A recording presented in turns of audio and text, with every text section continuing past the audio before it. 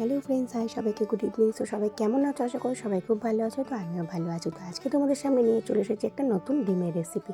হ্যাঁ, আমি কিন্তু যে অনেক ভালো রান্না করতে পারি তা নয়, মোটামুটি মাঝে মাঝে একটু ট্রাই করি নতুন নতুন রেসিপি। তো ভাবলাম আজকেরই ডিমের রেসিপি ট্রাই করেছি, তোমাদের সঙ্গে একটু শেয়ার করে নিই। তো দেখো, সিদ্ধ করে রেখেছিলাম ডিম, সেটাকে কুচো কুচো করে নিয়েছি।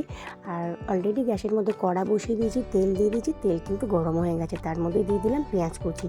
তো তার মধ্যে দিয়ে দিলাম রেড বেল পেপার, ক্যাপসিকাম, কাঁচা লঙ্কা কুচি, রসুন কুচি আর ইয়েলো বেল পেপার। এগুলোকে দিয়ে কিন্তু হালকা সিম আঁচ করে নাড়তে হবে। তো আঁচটাকে অনেক বেশি বাড়ানো যাবে না, কারণ বাড়ালে এগুলো পুড়ে যাবে।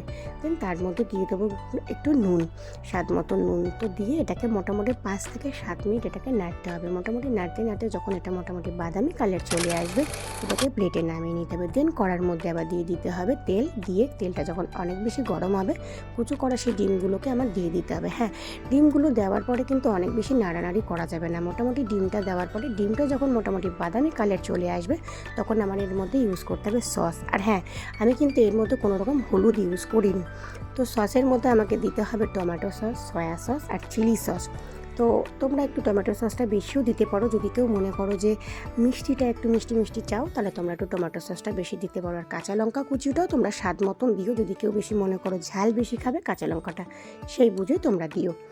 চলো, সব রকম সস দেওয়ার পরে দিতে হবে গোলমরিচের গুঁড়ো। সব রকম দেওয়ার পরে সস, গোলমরিচের গুঁড়ো দেওয়ার পরে এটাকে হালকা হালকাভাবে নেড়ে মিক্সড করে নিতে হবে। যখনই মোটামুটি মিক্সড হয়ে যাবে, এর মধ্যে ভেজে রাখা সেই ভেজিটেবলসগুলো দিয়ে দিতে হবে। ভেজিটেবলসগুলো দিয়ে মোটামুটি নাড়তে হবে।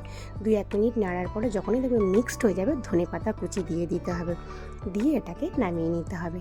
তো রেসিপিটা আজকের কেমন লাগলো অবশ্যই কমেন্টে জানিও। যদিও আমার কোনো কুকিং চ্যানেল নয়, আমি কোনো ফুড ব্লগার নই, তো তাও যদি রেসিপিটা ভালো লাগে অবশ্যই কমেন্টে তোমরা জানিও। আর লাইক কমেন্ট শেয়ার করো। তো এটা রেসিপিটার নাম কিন্তু আমি দিয়েছি এগ রাঙ্গিলা, যেহেতু বিভিন্ন রকমের কালারিং সব কিছু, red bell pepper, yellow bell pepper, capsicum, তাই জন্যই আমি এটার নাম দিয়েছি এগ রাঙ্গিলা। ভালো লাগলে অবশ্যই লাইক কমেন্ট শেয়ার। টাটা।